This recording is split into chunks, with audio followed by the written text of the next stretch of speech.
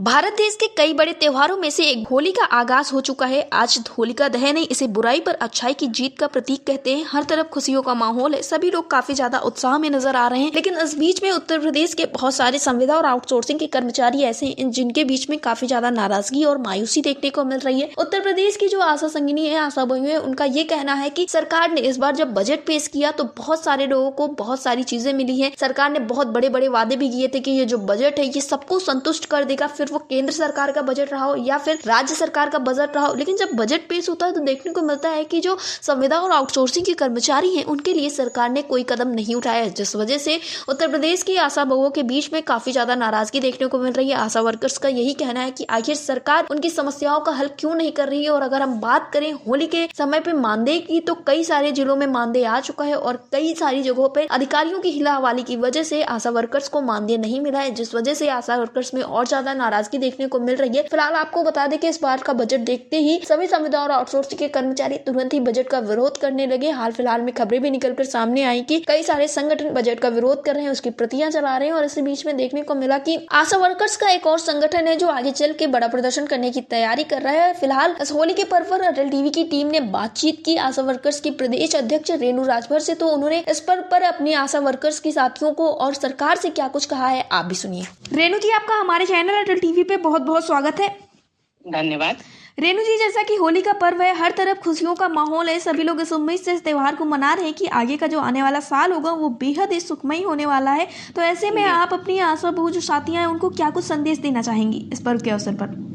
हम अपने सभी आशा बहनों को, आशा संगिनी बहनों को और आप सभी को होली की हार्दिक शुभकामनाएं देना चाहेंगे। जी रेणु राजभर जी, जिस तरह से देखने को मिला कि इस बार बजट पेश हुआ है और इस बजट के दौरान ये कहा जा रहा था कि होली के ठीक पहले ये बजट पेश हो रहा है तो जरूर कुछ ना कुछ होगा संविदा आउटसोर्सिंग के कर्मचारियों के लिए। उत्तर प्रदेश में जितने भी संविदा और आउटसोर्सिंग के कर्मचारी काफी ज्यादा उम्मीद जताए थे, लेकिन देखने को मिला जब बजट पेश होता है तो इतना कुछ खास सरकार की तरफ से किया नहीं जाता, जिस वजह से देखने को मिल रहा है सभी के बीच में काफी ज्यादा नाराजगी है। तो क्या मानना है आपको? ये एक तरफ सरकार ने कहा था कि ये जो बजट है ये सबको संतुष्ट करने वाला बजट होगा, तो क्या आप सभी लोग इस बजट से संतुष्ट है? क्योंकि काफी सारे कर्मचारी कह रहे हैं कि ये बजट बिल्कुल भी ठीक नहीं है। जी, इससे हम भी सहमत हैं, क्योंकि बजट हम लोगों के, आशा बहनों के हित में तो नहीं है। जी, बजट पेश हुआ जिस बजट में आशा बहुओं के लिए कोई भी नई चीज नहीं की गई है। जी, सारी पुरानी बातों को ही दोहराया गया है। आयुष्मान भारत के बारे में दोहराया गया, जो कि आयुष्मान कार्ड का आशाओं को पहले से ही मिल रहा है, तो कुछ नया तो नहीं हुआ इसमें। जी रेणु राजभर जी, और इसी के साथ मैं आपसे जानना चाहूंगी कि क्या होली के पर्व को देखते हुए आप लोगों का जो मानदेय है वो बिल्कुल सही समय पे आ गया था या फिर इसमें देरी देखने को मिल रही है? जी, इसमें ढुलमुल रवैया रहा है। जैसे जिले की बात करें तो लगभग जिले में कुछ ब्लॉक ने पेमेंट कर दिए होली से पहले, लेकिन कुछ ब्लॉक अभी भी पेमेंट्स को लटकाए हुए हैं। और होली के अवसर पे हमारी कुछ बहनों के घर में उनके लिए तो निराशाजनक ही रहा। जो सरकारी कर्मचारी हमारे विभाग को देखते हैं, उन्होंने काफी निराशापूर्ण प्रदर्शन कर हमारी आशाओं का पेमेंट पेंडिंग रखा है अभी, जो कि दुखदाई है। जी रेणु राजभर जी, इसी के बीच में देखने को मिला जब से बजट पेश हुआ है उसके बाद से ही जो तमाम संगठन है, अलग अलग जो संविदा और आउटसोर्सिंग कर्मचारियों के, उनके द्वारा ऐसा कहा जा रहा है कि इस बजट का विरोध किया जाएगा और जमकर विरोध किया जाएगा।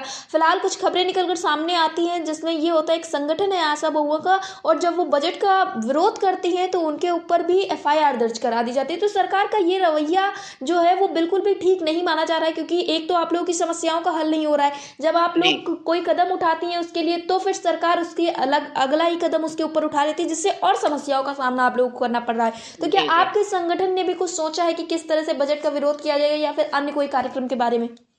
जी, हम लोगों ने भी सोचा हुआ है कि इसका विरोध हम लोग करेंगे, क्योंकि हम लोगों के लिए कुछ भी नया नहीं किया गया है। बजट में जो भी आया है वो पहले की ही भांति है, और अब तक आशाओं का पेमेंट भी पेंडिंग रखना काफी निराशापूर्ण है। और जहां तक FIR की बात है, अगर इस तरह की कार्रवाई हुई है हमारी बहनों पर तो ये बेहद दुर्भाग्यपूर्ण है।